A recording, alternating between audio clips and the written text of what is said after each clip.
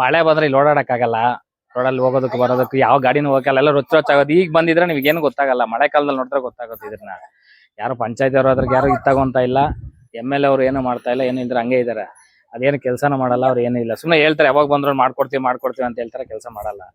ಊರಿಗೆ ಯಾವ್ದು ಬಸ್ ಬರಲ್ಲ, ಏನು ಇಲ್ಲ. ಸರ್ ನಾವಿಲ್ಲಿ ಒಂದು 20 ವರ್ಷದಿಂದ ನಾವು ಇದೀವಿ.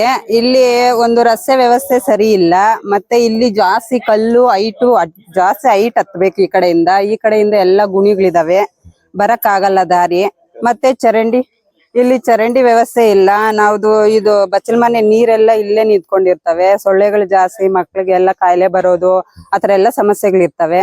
ಮತ್ತೆ ಏನನ್ನ ಒಂದು ಗಾಡಿ ಬರ್ಬೇಕಂದ್ರೆ ಸಲೀಸಾಗಿ ಬರಕ್ ಆಗಲ್ಲ. ಇಲ್ಲಿ ಎಲ್ಲ ನೋಡಪ್ಪ, ಈ ಕಲ್ಲಗಳಲ್ಲಿ ದಾರಿ ಹತ್ತಕ್ಕೆ ಹೋಗಕ್ಕಾಗಲ್ಲ. ಮುದುಕರು ಬಂದ್ರೆ ಹೆಂಗಸರು ಬರಲ್ಲ, ಗಂಡಸರು ಬರೋಕ್ಕಾಗಲ್ಲ. ಹೆಂಗಪ್ಪ ಹಿಂಗಿದ್ರೆ ದಾರಿ ಇದಂಗೆ ಸರಿ ಮಾಡ್ಸರಪ್ಪ. ಅದು ಬಂಡೆ ಮೇಲೆ ಹತ್ಬಿಟ್ಟು ಹೋಗ್ಬೇಕಾ? ಹ್ಞೂ, ಯಾವಾಗ ನೋಡ ಆ ಬಂಡೆ ಮೇಲೆ ಹತ್ತೋದು ಹೋಗೋದು. ಮುದುಕರು ಬಂದರೆ ಪಾಪ ಇಲ್ಲೇ ಇರ್ತಾರೆ ಅಷ್ಟೇ.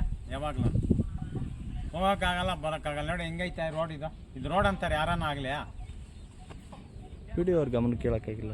PDO ಗಮನಕ್ಕೆ ನಮ್ಮ MLA ಅವ್ರು ಬಂದ್ರೆ ಎಲ್ಲಿ ಬರ್ತಾರೆ? ನಮ್ಮ MLA ಅವ್ರು ಏನ್ ಹೇಳ್ತಾರೆ ಅಂದ್ರೆ, ನಾನು ಚಿಕ್ಕಬಳ್ಳಾಪುರ ಫುಲ್ ಅಭಿವೃದ್ಧಿ ಮಾಡ್ಬಿಟ್ಟಿದ್ದೀನಿ ಅಂತ ಹೇಳ್ತಾರ.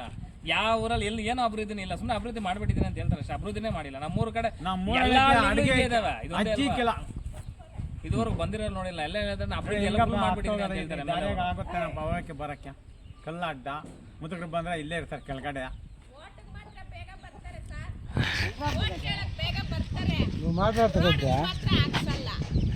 ಅದು ಮಾಡ್ತೀವಿ ಇದು ಮಾಡ್ತೀವಿ ಅಂದ್ಬಿಟ್ಟು ಎಲ್ಲ ರೋಡ್ಗಳು ಹಾಕ್ಸ್ಕೊಂಡು ಇದು ಓಟ್ಗಳು ಹಾಕ್ಸ್ಕೊಂಡು